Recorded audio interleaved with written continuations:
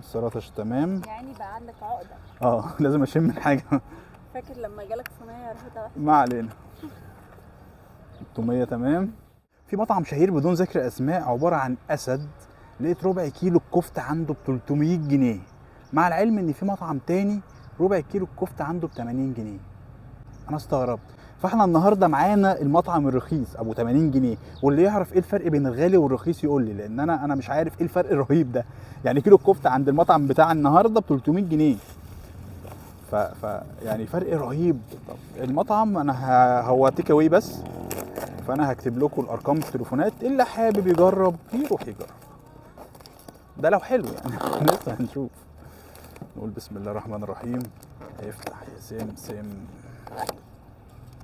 والله الشكل مبشر، يعني الشكل حلو، الشكل لذيذ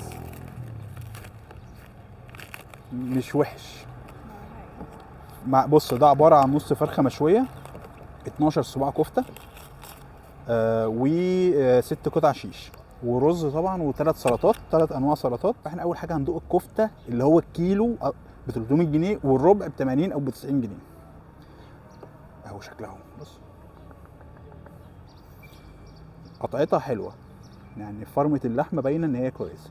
فتعالى ندوق ونقول بسم الله الرحمن الرحيم، ودي اجمل لحظة بحبها.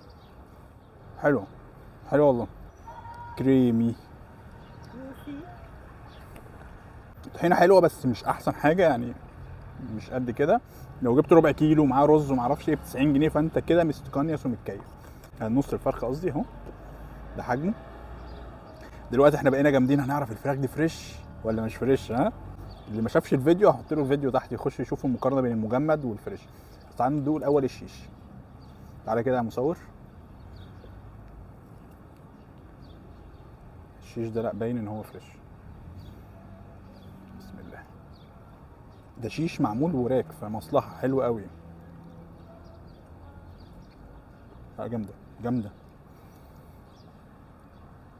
عايز ادوق الرز. بسم الله. لذيذ. تعالوا بقى نخش على الفراخ. قلنا لو بتقطع نساير دي فريش، باينه من قطعتها اهو. ونمسك كده نشد اهي. بصوا الاختبار اهو، اللي في الفيديو. لا حلو قوي. مش اعلان. واحد يطلع، انا عارف حركاتكم، مش كل الناس بس عارف حركاتكم. واحد يطلع يقول لك دي اعلان. الريسيت اهو الحمد لله. برضه اخبي رقم تليفوني 350 جنيه عشان بس يعني ما بحبش الكلام اهو. انا رايح اطلب الاوردر عادي يعني، فاهمين؟ فحلو قوي مصور بجد. بص حته الفرخه بتلعب ازاي فريش صاحيه. تعدوا التوميه. هو مشويات معاش ما بتبقاش معاها توميه احسن حاجه، بس توميه كمان حلوه. معنى ان مطعم عامل اعلانات قد كده على السوشيال ميديا ان احنا لا المطعم ده حلو، والله المطعم ده فعلا مستخبي. هو في الفردوس، مدينه الفردوس في 6 اكتوبر. انا رحت، يعني انا ولا اعرفه ولا يعرفني، انا والله لقيته صدفه على الفيسبوك. كلمته، حجزت الوجبه، قلت له انا جاي يا باشا هستلم الوجبه. هو ما عندوش غير تيك اواي، فانا هسيب الارقام بس صنية. يعني فعلا صينيه محترمه والله، يعني تكفي ممكن 3 افراد. 350 جنيه في الزمن ده، 350 جنيه انت ممكن تجيب فرخه كامله من اي مطعم باكتر من 350. فانا مبسوط. بحب اول المطاعم دي، بحب اشجع المطاعم دي اللي فعلا جوده الاكل بتاعها حلو.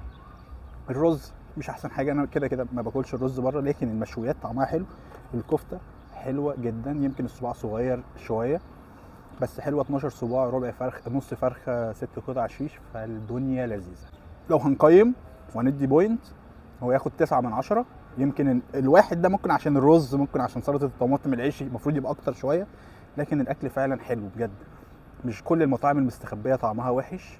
كان معاكم حسام حسن، اشوفكم فيديو جديد. كانت تجربه سريعه ولازم نشجع المطاعم دي. السلام عليكم.